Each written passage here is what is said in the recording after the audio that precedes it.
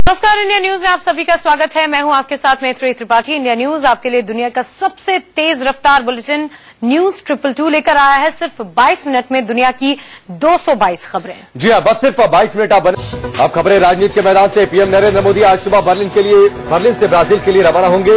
मोदी रविवार शाम बर्लिन पहुंचे।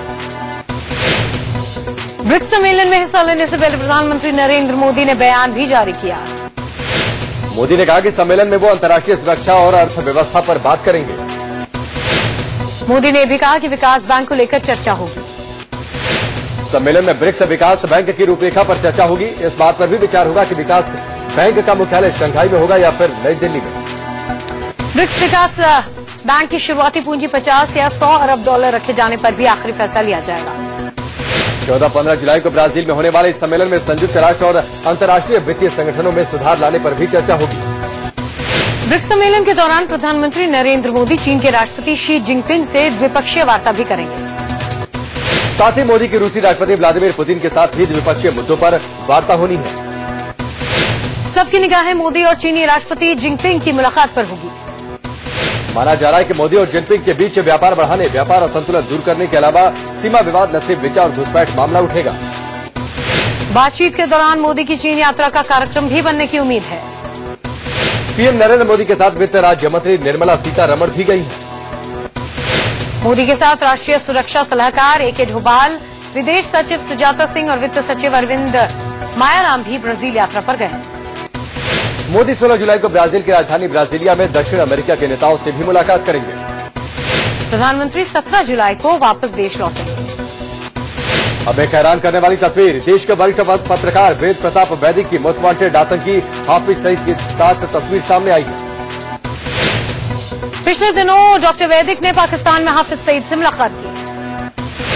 इंडिया न्यूज से बातचीत में पत्रकार वेद प्रताप वैदिक की मोस्ट वांटेड आतंकी हाफिज सईद के साथ तस्वीर सामने आई है। पिछले दिनों डॉक्टर वैदिक ने पाकिस्तान में हाफिज सईद से मुलाकात की। इंडिया न्यूज से बातचीत में पत्रकार वेद प्रताप वैदिक ने हाफिज से पूछे गए सवालों का खुलासा किया। डॉक्टर वैदिक के मुताबिक हाफिज अपने आप को बेगुनाह बताता है। वैदिक ने कहा कि हाफिज कहता है कि उसे टीवी से मुंबई हमले की जानकारी हुई। आपको बता दें कि हाफिज सईद मुंबई हमले का मास्टरमाइंड है। मोस्ट वांटेड आतंकी हाफिज सईद ने पत्रकार डॉक्टर वैदिक से प्रधानमंत्री नरेंद्र मोदी के बारे में भी बात की। वैदिक के मुताबिक हाफिज ने मोदी को पाकिस्तान के लिए बेहद खतरनाक बताया, लेकिन साथ ही ये भी कहा कि मोदी का पाकिस्तान आने पर स्वागत करेगा। आतंकी संगठन लश्कर-ए-तैयबा की नई रणनीति का खुलासा हुआ है। लश्कर-ए-तैयबा ने जम्मू कश्मीर में अपने कार्यकर्ताओं से कहा है कि पकड़े जाने पर वो अपनी उम्र 18 वर्ष से कम बताएं। नाबालिग बताए जाने पर उसके खिलाफ IPC नहीं बल्कि किशोर न्याय अधिनियम के तहत मामला दर्ज होगा, जिसमें अधिकतम 3 साल की सजा का प्रावधान है। राजस्थान के बॉर्डर पर पाकिस्तान की नई साजिश का खुलासा हुआ है। पाकिस्तान ने सीमा पर मजबूत क्षमता वाले मोबाइल टावर लगा दिए हैं। पाकिस्तान के लगाए इन मोबाइल टावरों के नेटवर्क की रेंज भारतीय सीमा में 20 से 40 किलोमीटर अंदर तक पहुंच चुकी है। राजस्थान सीमा के कई इलाकों में दर्जनों पाकिस्तानी मोबाइल कंपनियों के सिग्नल आसानी से मिल रहे हैं। दूरसंचार के अंतर्राष्ट्रीय नियमों के मुताबिक किसी भी देश के मोबाइल या लैंडलाइन का सिग्नल दूसरे देश में नहीं जा सकता, लेकिन पाकिस्तान इन सारे नियमों को ताक पर रखकर जानबूझकर सीमा पर CDMA तकनीक के मजबूत टावरों का नेटवर्क खड़ा करता जा रहा है। भारत पर एक बार फिर से पोलियो का खतरा मंडराने लगा है। यह खतरा पाकिस्तान की वजह से है। पोलियो की दवा बनाने वाली कंपनी सैनिको पास्तुर ने आगाह किया है कि पाकिस्तान में पोलियो के बढ़ते मामले भारत के लिए खतरा है। कंपनी का कहना है कि पोलियो वायरस किसी कैरियर के जरिए भारत में आ सकता है, जिससे सालों की मेहनत और खरबों रुपए बेकार जा सकते हैं। प्याज और आलू के बाद देश के ज्यादातर हिस्सों में टमाटर महंगा हो चुका है। दिल्ली NCR में 15 दिनों में टमाटर के दाम दोगुने हो गए हैं। दिल्ली में टमाटर 40 से 50 रुपए किलो तक बिक रहा है, जो कि पिछले हफ्ते तक 15 से 20 रुपए किलो था। दिल्ली से सटे गाजियाबाद में टमाटर 60 रुपए प्रति किलो के पार पहुंच गया है। मुंबई में टमाटर 45 से 50 रुपए किलो तक बिक रहा है। टमाटर के साथ साथ बाकी सब्जियों के दाम भी अचानक बढ़ गए हैं। दिल्ली NCR में कई सब्जियों के भाव में 40% तक उछाल देखने को मिली है। आज सावन का पहला सोमवार है और आज से ही मां वैष्णो देवी के दर्शन के लिए श्री शक्ति एक्सप्रेस की शुरुआत हो रही है। नई दिल्ली रेलवे स्टेशन से आज शाम 5:30 बजे वैष्णो देवी के लिए पहली श्री शक्ति एक्सप्रेस ट्रेन रवाना होगी। 655 किलोमीटर का सफर पूरा करने के बाद ट्रेन कल सुबह 5:10 पर कटरा स्टेशन पहुंच जाएगी। वापसी के लिए श्री शक्ति एक्सप्रेस रोज रात को 10:55 पर कटरा से छूटेगी और अगले दिन सुबह 10:45 पर नई दिल्ली स्टेशन पहुंचेगी। इससे पहले पीएम नरेंद्र मोदी ने 4 जुलाई को कटरा रेल लिंक का उद्घाटन कर पहली ट्रेन का नाम श्री शक्ति एक्सप्रेस रखने की बात कही थी। आज से सावन का पहला सोमवार है। सुबह सुबह शिव मंदिरों में श्रद्धालुओं के पहुंचने का सिलसिला शुरू हो चुका है।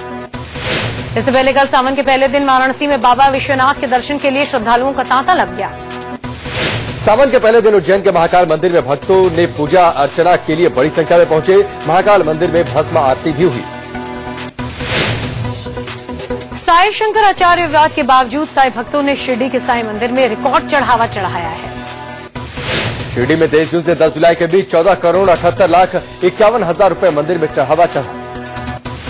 कानपुर में एक दुकान के अंदर उसके मालिक की लाश मिली है। कपड़े की इस दुकान में आग लग गई थी।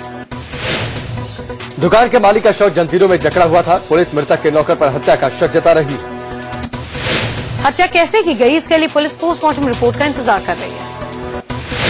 दिल्ली में बीएससीएस के इंजीनियर पर बंदूक की नोक पर रेप करने का आरोप लगा। आरोपी के वसंत कुंज के एक होटल में 45 साल के इंजीनियर ने 20 साल की लड़की को बुलाया और रेप किया। लड़की ने 100 नंबर पर फोन करके पुलिस को इसकी सूचना दी। पुलिस ने आरोपी को गिरफ्तार कर लिया। दिल्ली के गोकुलपुरी में एक शख्स पर अपनी ही 11 साल की बेटी से रेप का मामला सामने आया है। पुलिस ने मामला दर्ज कर बच्ची के पिता को गिरफ्तार कर लिया।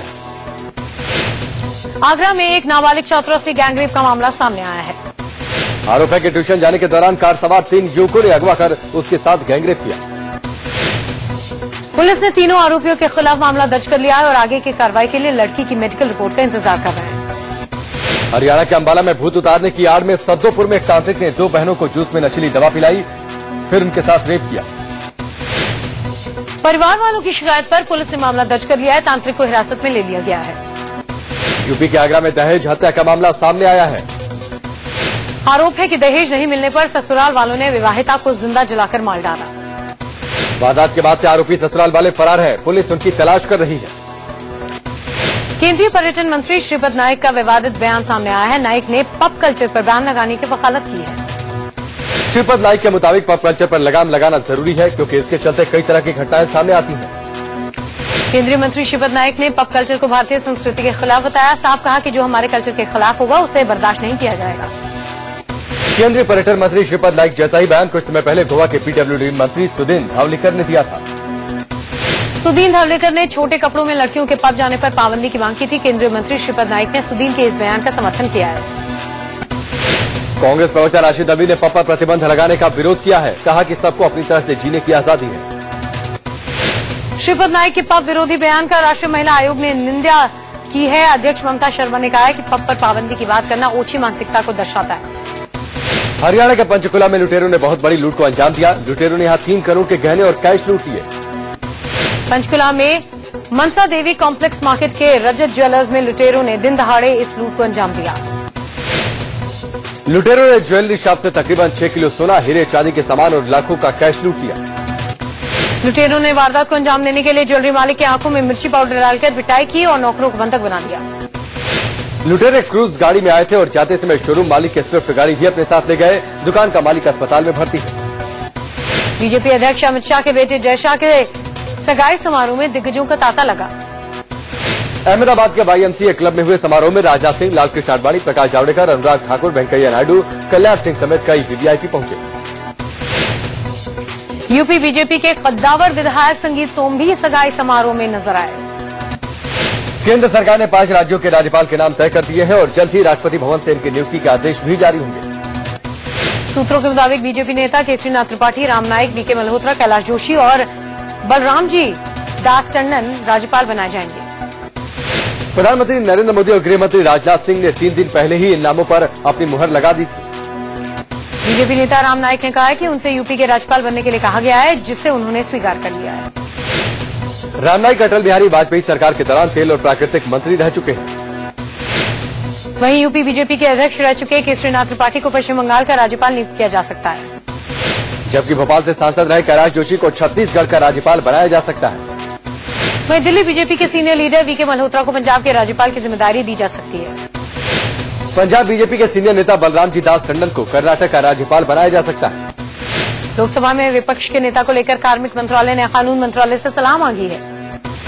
कार्मिक मंत्रालय ने कानून मंत्रालय से पूछा है कि लोकसभा में विपक्ष आखिर किसे माना जाए, सरकार के बाद दूसरी बड़ी पार्टी या फिर चुनाव पूर्व गठबंधन को। कार्मिक मंत्रालय ने इस बारे में पहले लोकसभा सचिवालय से जवाब मांगा था, लेकिन जवाब नहीं मिलने पर कानून मंत्रालय से राय मांगी गई है। दरअसल लोकसभा में नेता विपक्ष की स्थिति साफ नहीं होने से लोकपाल के गठन संबंधी फैसलों में देरी हो रही है। साथ ही अगले 2 महीनों में रिटायर हो रहे मुख्य सूचना आयुक्त और मुख्य सचेतक आयुक्त जैसे संवैधानिक पदों की नियुक्ति प्रक्रिया भी टाली जा रही है।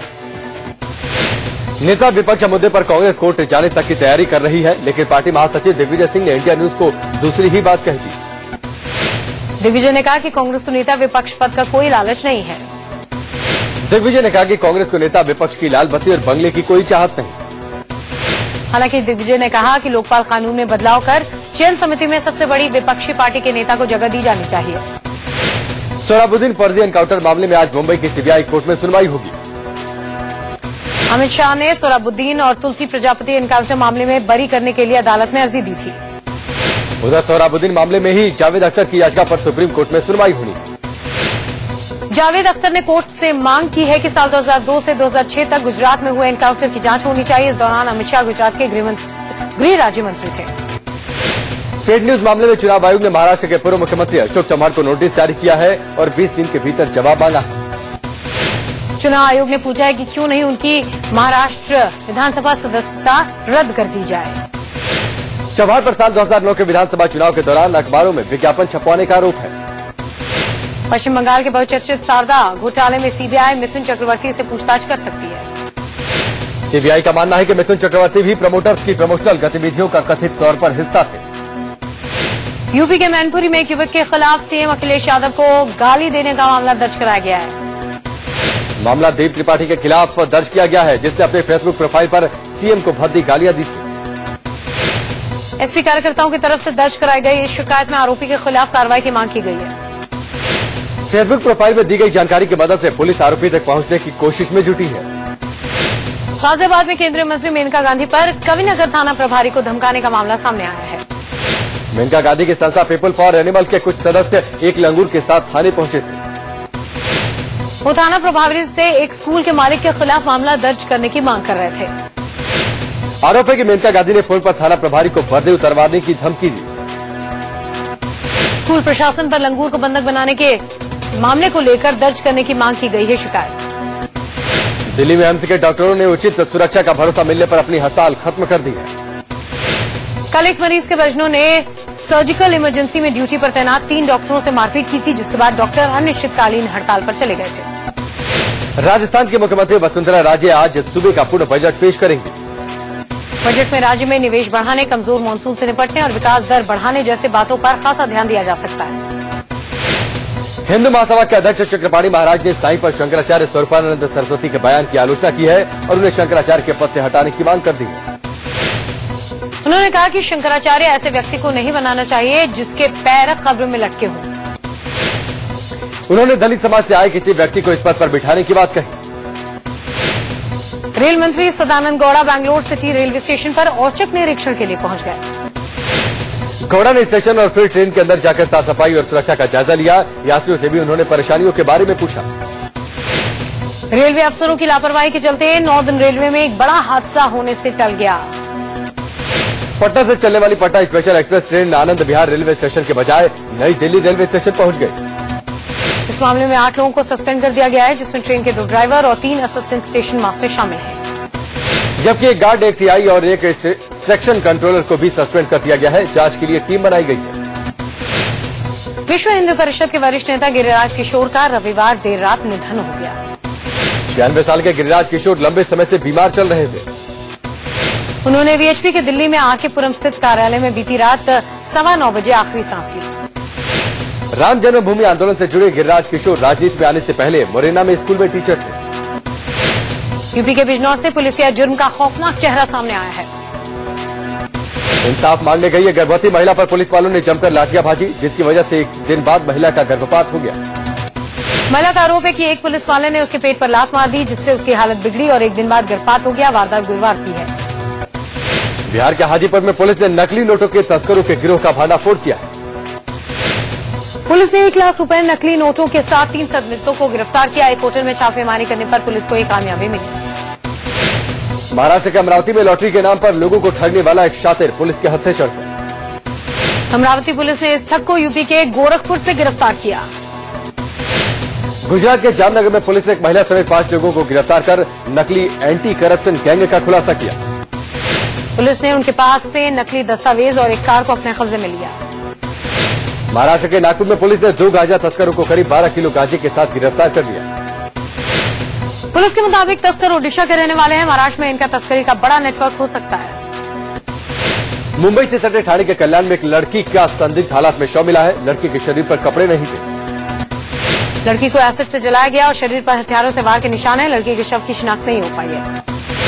साउथ दिल्ली के बसंत बिहार में एक शख्स ने अपनी ही पत्नी की हत्या की कोशिश की।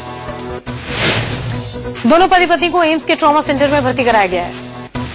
इटावा में यूपी गन्ना संस्थान के उपाध्यक्ष और राज्य मंत्री रामसेवक यादव के बेटे ने जहर खाकर खुदकुशी कर ली। बिहार के समस्तीपुर में बेकाबू भीड़ ने पूर्व मंत्री के बेटे की पीट कर हत्या कर दी। आरजेडी सरकार में मंत्री रामाश्रय साहनी के बेटे राजीव साहनी पर गाड़ी चोरी करने की कोशिश का आरोप था। पश्चिम बंगाल के मालदा मेडिकल कॉलेज में पिछले 36 घंटों में यहां 12 बच्चों की मौत हो गई है। मरने वाले ज्यादातर बच्चे 1 महीने से कम के थे। इन्हें जन्म के समय कम वजन, कुपोषण और सांस संबंधित समस्याएं थी। मसूरी में 4 नकाबपोश बदमाशों ने घर में घुसकर पेट्रोल पंप मालिक को लूट लिया।